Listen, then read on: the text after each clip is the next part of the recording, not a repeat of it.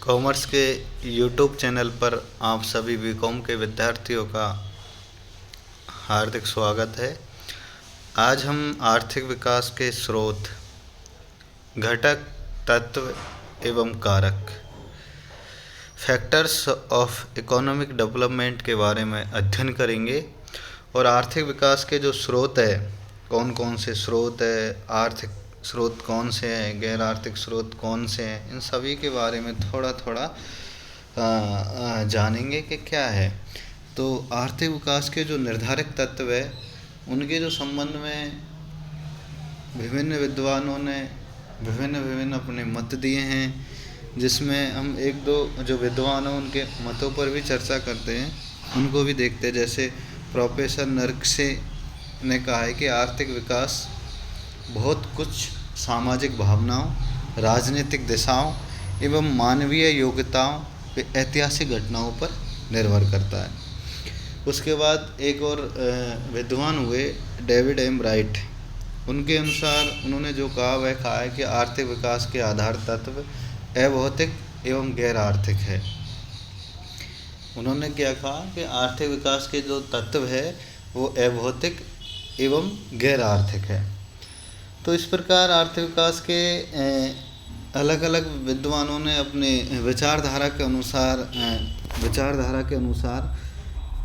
इनके बारे में बताया है।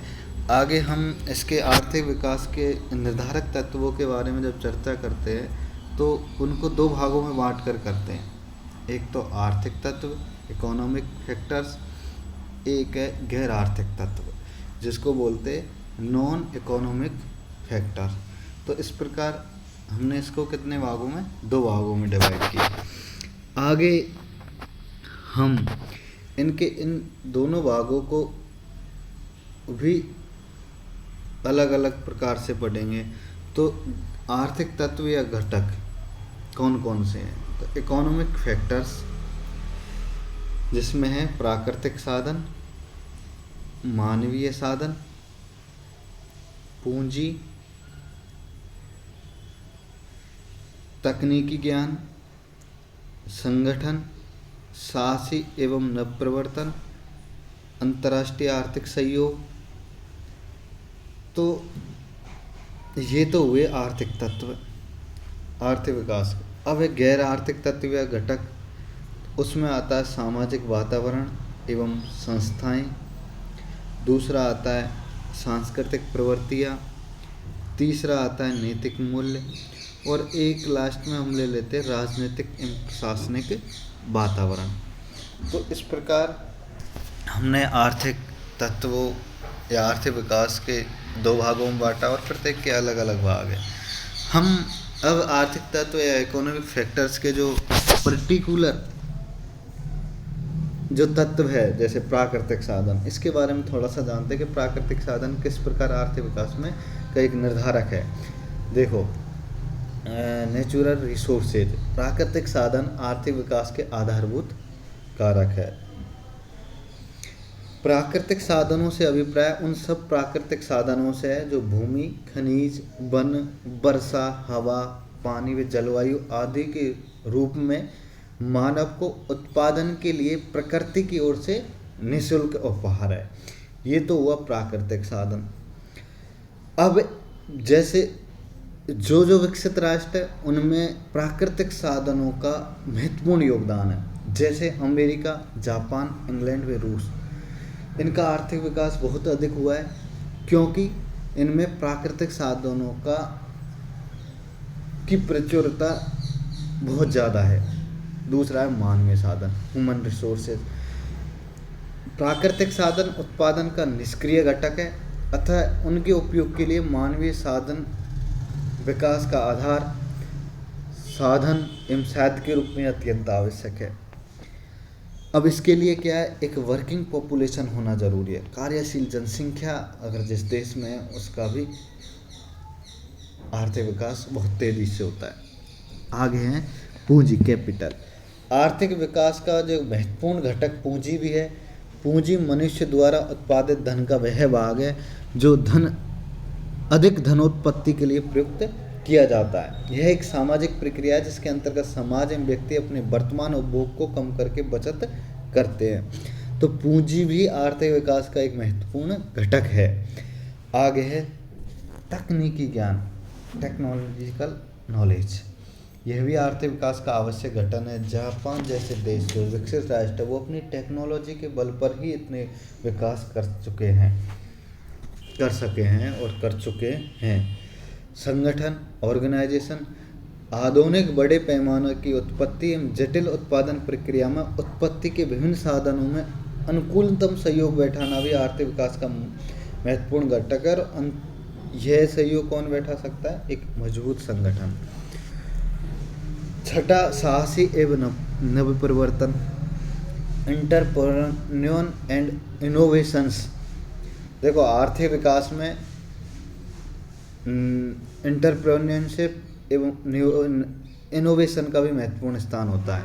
साहसी व्यक्ति वे होते हैं जो नए आविष्कार एवं तकनीकी ज्ञान को उत्पादन तथा आर्थिक साधनों के विध्वंस में प्रयुक्त करने का साहस करते हैं और जोखिम उठाते हैं। अगला है अंतर्राष्ट्रीय आर्थिक सहयोग, इंटरनेशनल इकोनॉमिक असिस्टेंस। यह भी आर्थिक विकास में एक महत्वपूर्ण घटक है। तो इस प्रकार आर्थिक तत्व में हमने जो चीज़ पढ़ी वो प्राकृतिक साधन, मानवीय साधन, पूंजी, तकनीकी ज्ञान, संगठन, साहसी एवं नवप्रवर्तन या फिर अंतर्राष्ट्रीय आर्थिक सहयोग, ये सब एक आर्थिक विकास में महत्वपूर्ण योगदान देते हैं अपना।